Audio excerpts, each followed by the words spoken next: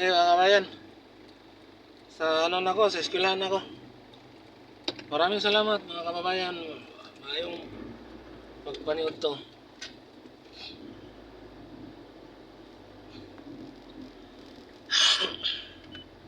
Chief Assistant Secretary Marcos Lacanino nagtinitungod sa direktiba nila Presidente Ferdinand Marcos Jr. ug Transportation Acting Secretary Giovanni Lopez na hatagan una sa gayon ang publiko nga masabtan ang impormasyon sa pagbili sa e-bike ug e-trike sa National Highway.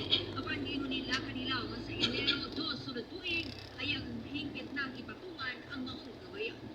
Nagkaroon po kami ng direktiba from sa ating Pangulong Bongbong Marcos. Nagkaroon din po kami ng pag-uusap ni Secretary Giovanni Lopez regarding po dito sa e-bike. Kasi i-implement ko naman po dapat ngayong araw na ito. Ang nabanggit po nila na bigyan ng time yung mga kababayan natin na maunawaan yung information dissemination. Tapos dahil magpapasko din, pagbigyan natin sila ng 30 days. Pero pagdating ng January 2, strict implementation na po yan. Wala pong extension, talagang papatupad na po namin. Binigyan lang po namin din ng time para po ma-inform lahat ang publiko na maayos.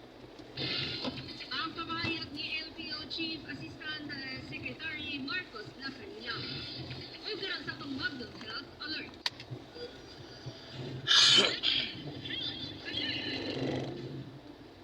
Nagparay na kampanya sa Department of Health o DOH sa paghatag kasayuran sa publiko kalabot sa HIV/AIDS. Lakip na ang pagparehag suporta sa mga persons living with HIV o pagpaligon sa multi-sectoral collaboration aron matapos ang AIDS nga gikabalakag mas mograbe pa sa tuig 2030. Subay sa data sa DOH Epidemiology Bureau, 550% ang gisaka sa pagkaso sa HIV infection gikan sa 2010 hangtod sa tuig 2024. Ilabinan ni atong nagirag sa 15 anyos hangtod sa 24 anyos. Iyong 22% usab ang pagsaka sa kumpirmadong HIV positive cases gikan sa Hulyo ngadto sa Setyembre nito igang naa sa kapig 5,000 ka mga kaso kung itagyo sa kapig 4,000 lamang sa samang quarter ni atong labing tuig. Hinuod sa diwala sa pagsaka sa ihap sa mga individual nga na-diagnose nga dunay HIV/AIDS HIV infection. Hinuon dunay pag-unod sa mga advanced HIV infection. Pagkaroon sa Tumatawid National sa Sri Lanka, gideklara ang state of emergency sa Sri Lanka human na grabing karaot nga lapad gagawin sa lapad nga magbaha dalan sa bagyong Detmar. Subay sa report, bisaka 330 ang namatay tungod sa baong kalabinad nga usag sa pinakagrabe sulod sa bilabay katuigan. Kawa sa mga namatay kabig 200 ka mga tao. Ang missing 20,000 ka mga kabalayan ang nangabuba ug sobra 7,000 ka mga tao ang temporaryo nanimuyo sa evacuation center. Samtang wala pa usab mahibalik ang supply sa kuryente sa Sri Lanka ingon man ang tubig. Tulad ni giingon ni President Anurag Visenyaki na kini ang pinakadatang Tapos barere na brad, kadiri ko nag-aglit sa akuan. sa kasaysayan sa ilang nasod. Barere na one way mo sa akuan, diretso na lang ko, nalimot ko nga. Hindi mo na pwede ka one way de. Prime Minister Benjamin Netanyahu. Kini may kalampitan sa di ato bang ang kasong korupsyon kundi ato bang ang kasong korupsyon sa Primo Ministro. Apan giingon sa botan sa presidente nga pangayuon niya ang opinyon sa mga hurado Estado sa di pa konsiderahon ang hangyo ni Netanyahu kanina dukat na indikasyon. Isaran nga si Netanyahu 5 ka tuig nang miatubang sa mga pagdungog na sa kasong bribery, pagpangilad o breach of trust kalabot sa tulog ka mga managlahi kaso. Karon sa tumatong mga business na po ang supermarket group na musiko matod pa ang 500 pesos alang sa Noche Buena karon umaabot ng Pasko. Subay ibabugo sa Department of Trade and Industry Secretary Cristina Roque. Mato ni Philippine Amalgamated Supermarket Association Incorporated Executive Director Steve Kua pwedeng sulayan sa mga Pinoy. Gamito ng mas baratang brand aron masiguan ang no budget. Pero nga panikuha nga kung gusto nimo, ang visiting Noche Buena siguro dili masigo ang 500 pesos apan. Kung simple lang, posibleng wala pa'y masuka sa 500 pesos.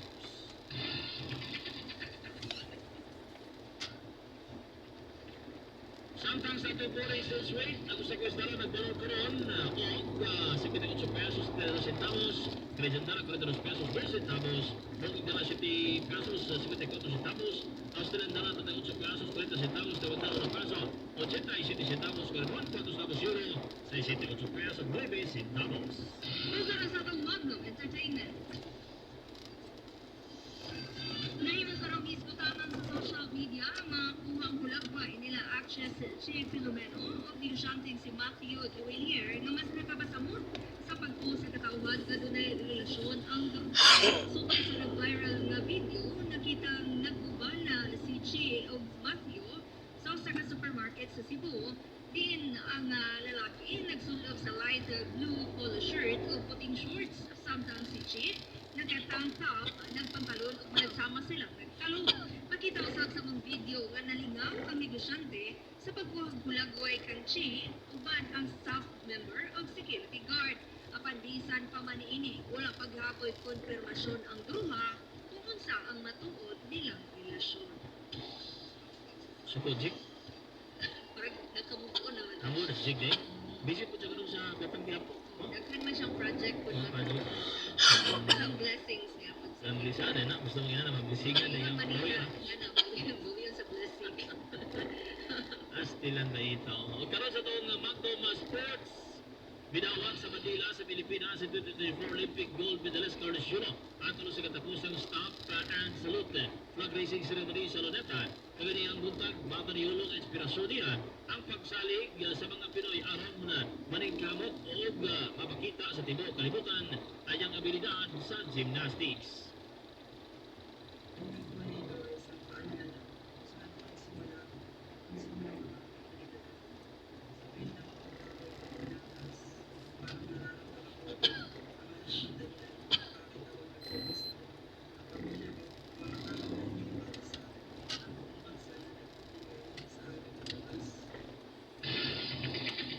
Pamahayag kanto ni 2024 Olympic gold medalist Carlos Yulo.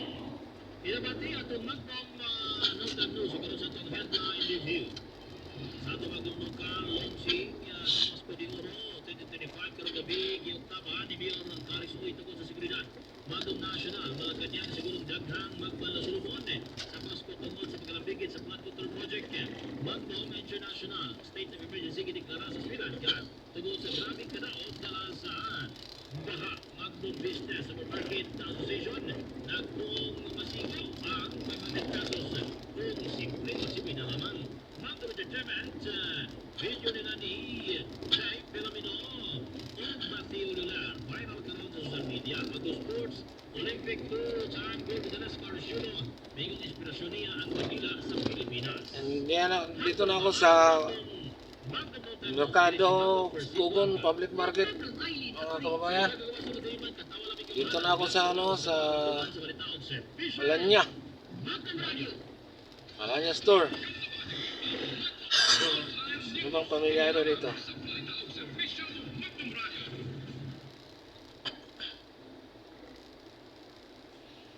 Ito mga kabayan, Malanya ito. Was brought to you by Uwishi Fish Crackers. Espesyal ang kalami. TTX 500 Health Alert with Dr. Ramil Uy. TTX 500. Si Bukoy taga San Carlos ka yellow lawas dito sa Pilipinas. Nagawag na ako sa radyo ang DTX 500 ako dahil gibalatan dito sa tuta sa gabi. 2 weeks pa na may kaligyonaran. Buwan lang ito pinaayon na. TTX 500. Malinaw mo tumigang TTX 500 Health Alert. Buwan man itong dili, ang oxidative stress usa sa mga hinungdan sa pagbutas sa kabuhi sa tao. Daghan ang mga pagtuon ang nagpamatuod sa papel sa oxidative stress sa pathogenesis sa daghang mga balatian. Kung dili man ka mamatay tungod sa sakit sa GP, mamatay po ang tao tungod sa sakit ulang-on. Napuno ang panig, daghang uban, luya na kay lawas, sa gawas ra na nga makita nato sa GP, apan ana sa sulod sa lawas ang pinakagrabing epekto sa oxidative stress. I agree do kung kulang ka sa antioxidants, samot na Dito na ako sa mga kababayan. Nya, wala po ka DTX 500 o Kaysa anong kugon to? Katabang nimo batok sa mga free radicals mo ni hinungdan. Ganitaas ang oxidative stress level. Kinahanglan sa GP, ato yung tuluhan ang sikreto sa 10 generations from Adam to Noah ingon sa Bible. Kining sikreto kabahin sa antioxidant. Kung tanawon nimo ang ilang mga pagkaon, way kanon ni. Puro prutas, gulay, muna ilang diet, walay gadget, tradition, yung TV, electronics, carbon emissions, ug walay cell signs of towers. Dili uso ang pagkaon sa tabi Sir GP. Basta gani, antioxidant Sir GP, wala na ilain pang kampiyon. DTX 500 o Mighty C na dyan. Daghan kang bisyo, mas kinahanglan ka mag-inom ng DTX 500 o Mighty C, kaon og daghang gulay, o utan, daghan po. Ako si Alex, nagkalitay dyan sa kini pamilya ko ako po na gusto sakit. Patay ko sa ako misis o DTX 500, turong kakapsos, sa buntag turong kakapsos sa gabi. Mananalo na dyan ang sakili balik sa normal ang akong pagpag-epektibo dyan kayo ang DTX 500. Safety ra dyan ang atong approach to live longer do. Ilimit ra ang imong exposure to radiation, toxic chemicals, added sugar, cigarette smoking, alcoholic drinks, katulog og sayo. Kunya, likay ang stress. Kailangan ka lang tulong sa'yo. Ang pinaka-importante, inom dyan DTX 500 o Wala Mighty C. importante. Para mataas imong antioxidant. Usarati may lang sa kataas kay level sa stress Sir GP. Ug mao ang acute memory loss or brain fog. Kanang malimtanon na ka? Ana, daghan nagtayang imong butok mujud. Kunya, kanang bangkura nimo gibutang imong yawi, bilibot kag asa nimo ibutang, napihigayon nga mura kag gubog nga wala kayo gagana ang imong butok. Pero utok man dyan, ang pinakaunang mapiktuan sa positive stress, kay man, grabe mo gamit sa glucose ang brain. Right? O na kung sige kag kaunong tamis, grabe man ang kadaganon sa free radical sa imong utok. Ano sa'yo maglagot ang ginikanan sa GP ganaan? Ikaw bata pa ka, malimtanon ka. Kung saan kay ikaw ginikanan, grabe mo ka magpakaon sa bata o mga tapis. Ano yung unang epekto? Pero kung wise ka Sir GP, kinanglan dili. Ako sa Trinidad Building, mga kababayan. Kinanglan nga ang imong source is Ah, mga medium chain, triglycerides, mo ay number one source sa tabok na ko stoplight para sa Central. Ang fats nga gikan sa rupi, Okay. mani, okay na mga good fats. Buti na lang, hindi stop. Aron makuhaan ang free radicals generation sa labas. Murag usa ka ginikanan ni Pasok ako sa City Central, mabuti lang kung mayroong mga parkingan doon. Yung usa ka milyon yung anak. Wala, labas naman. Siya na bahala mag-save ug magpadako. Control ang expenses, depositohan kini kung adunay mga kape na aron motubo ang savings. Ang anak utukan, syempre, mag-savings dyan na. Panaghanon to niya ang initial nga investment gikan sa ginahan. Okay, dito na ako sa City Central, mga kababayan. Napasok na ako. Sa katapusan, wala na may bilin nga investment nga gihatag sa iyang inahan. So, sa may tabo, mabangkap sa job. So, sama sa atong lawas, naata aning itawag na antioxidant sa gihatag sa atong inahan, sa atong pagkatao, aning kalibutan. Galing, sige mo ni rot. Kung wala tagakaon og prutas ug utan, wala kay gidugang nga deposit. Matagan ka pod, bugbugnuhan na yung atong free radicals ug antioxidants. Wala pud kagainom og mga antioxidants nga mga food supplements sama sa DTX 500. Mabuti, mga kababayan, may pamparkingan ako. Savings nga antioxidant sa imong lawas kung sige ta kag inom og DTX 500 ug Mighty C. So, Dok, paano dyan tayo igong oras, ani?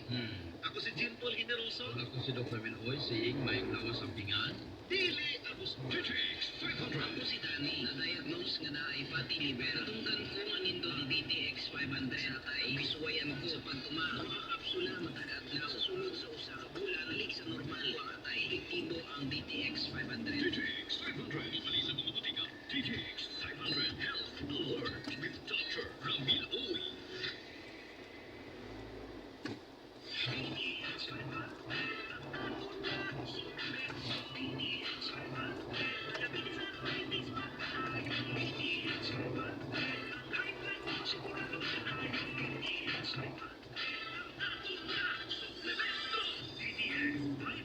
Epektibo na suplemento sa pagtangka sa mga banabihan kasunod sa diabetes, arthritis, hypertension, kidney failure, o sakit sa bato, cancer, cyst, o tumor, at magdamo ang iban. DTX 500, lumabas sa mga sutilyo ng butika at sa mga branches ng klinika de alternatibong medisina at wellness center dito. Real Uy, DTX 500. Ang similoptikal, ang presyo delivery sila na maligyan ang dekalidad nga ay gases o IN install sa ng frames. RB, ang similoptikal, ang nasa West Building. Okay, mga friend, nandito na ako, naka-park na ako.